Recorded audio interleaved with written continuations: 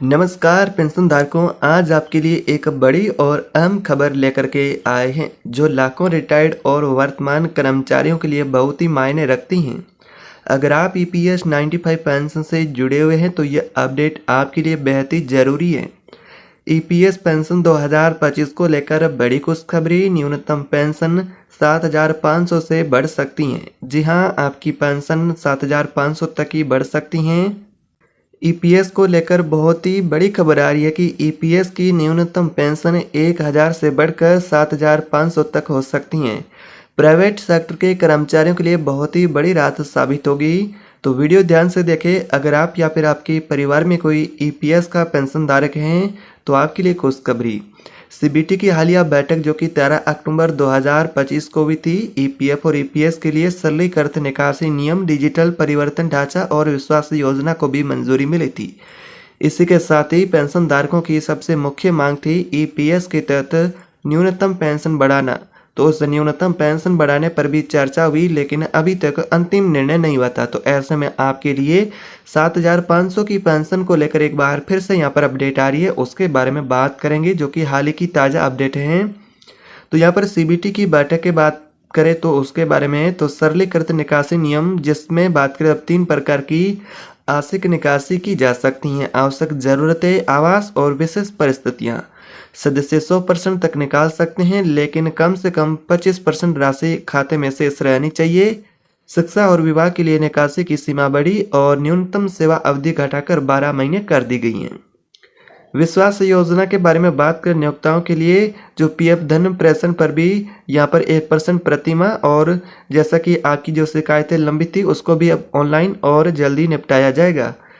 EPS pension भोगियों को India post payment bank के माध्यम से डिजिटल जीवन प्रमाण पत्र भी सेवाएं उन्हें मिलेगी और सेवाओं में सुधार और समय भुगतान सुनिश्चित होगा। यानी कि सेवाओं में सुधार होगा, समय पर आपका भुगतान होगा पेंशन का, वो सुनिश्चित होगा।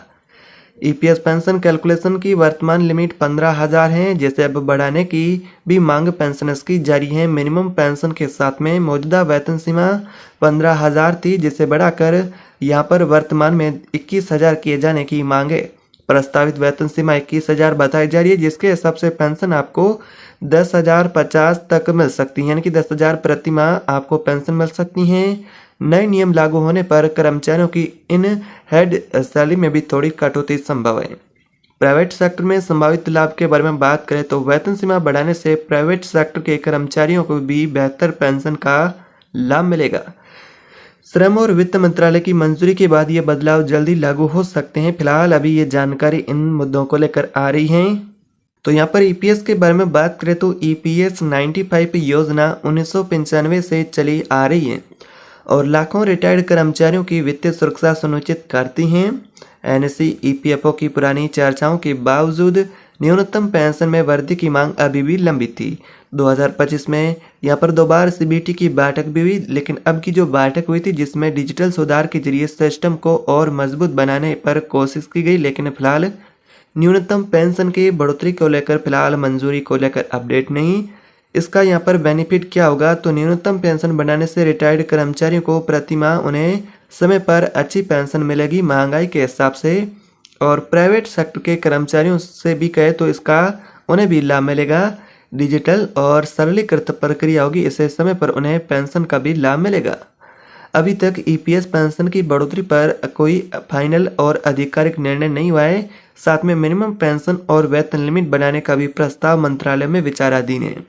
सभी आंकड़े सरकारी स्रोत और अधिकारी ईपीएफओ रिपोर्ट पर आधारित थी। यहाँ पर कहे तो फिलहाल अभी आधिकारिक घोषणा नहीं है, मीडिया रिपोर्ट के अनुसार जानकारी मिली है।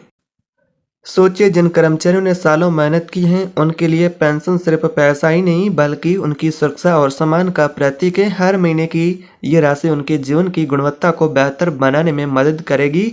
हम वैसे में फिलहाल पेंशन को लेकर इस प्रकार की अपडेट रहने वाली है। आपकी राय क्या है कमेंट में बताएं और वीडियो को लाइक शेयर करना न भूलें। साथ ही चैनल को सब्सक्राइब करें ताकि ईपीएफओ, ईपीएस 95 पेंशन और सरकार से जुड़ी पेंशन से जुड़ी अपडेट होगी वो सबसे पहले आपको मिल सके। तो मिलते हैं अगली नई अपडेट में, तब तक के लिए जय हिंद।